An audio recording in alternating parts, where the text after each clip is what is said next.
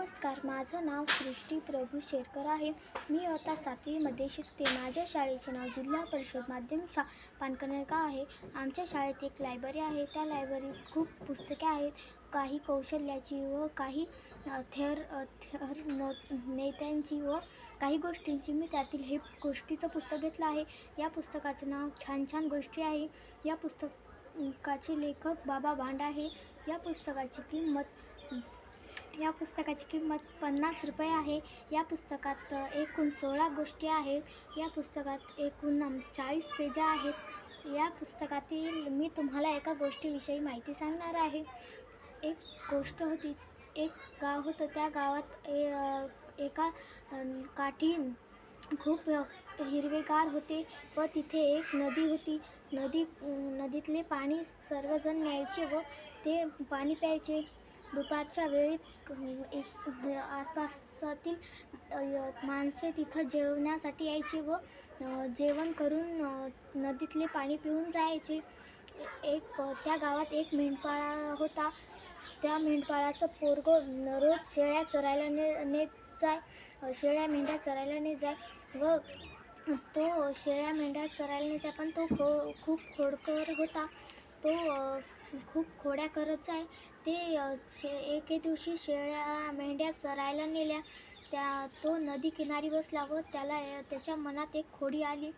ती खोडी अशी होती की त्याला वाटले आपण या गावकऱ्यांना असं करू की वाघ आला असं म्हणू आणि मग सर्वजण पळत येतील व पळत जातील. मग मेंढपाळ एका झाडावर गेला आणि बसला आणि जोरजोराने म्हणायला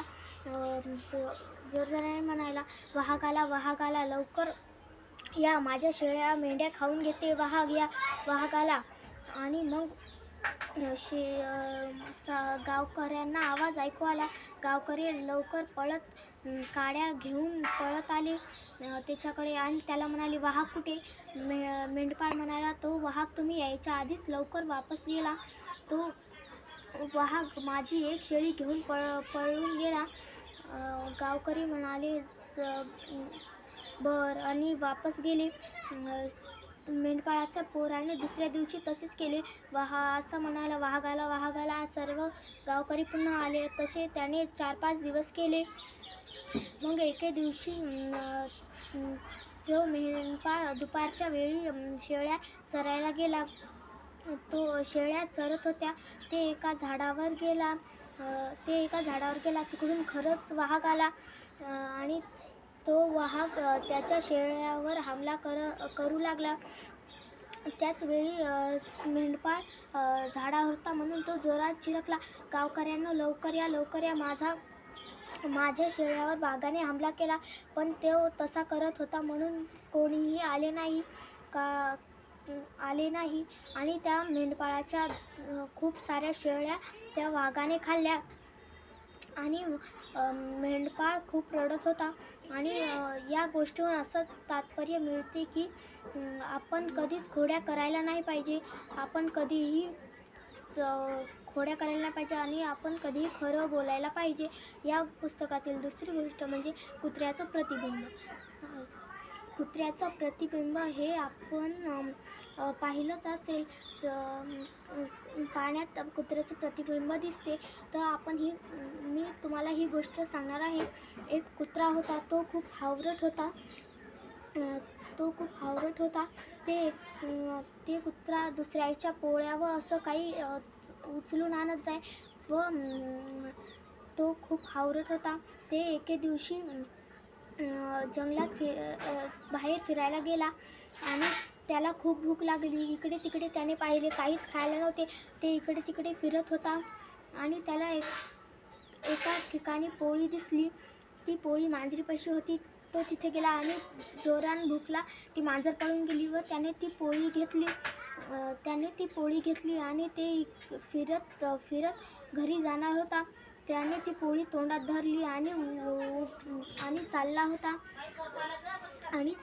त्याला इकडे तिकडे बघून त्याला एक नदी दिसली. नदीवर एक पूल होता. तो त्या पुलापाशी गेला व पुलावर चढू लागला. पुलावर अर्ध्या मध्यात आले की त्याने पाण्याकडे पाहिले. त्याला पाण्यात एक कुत्रा दिसला. त्याला पाण्यात एक त्याच्यासारखाच कुत्रा दिसला.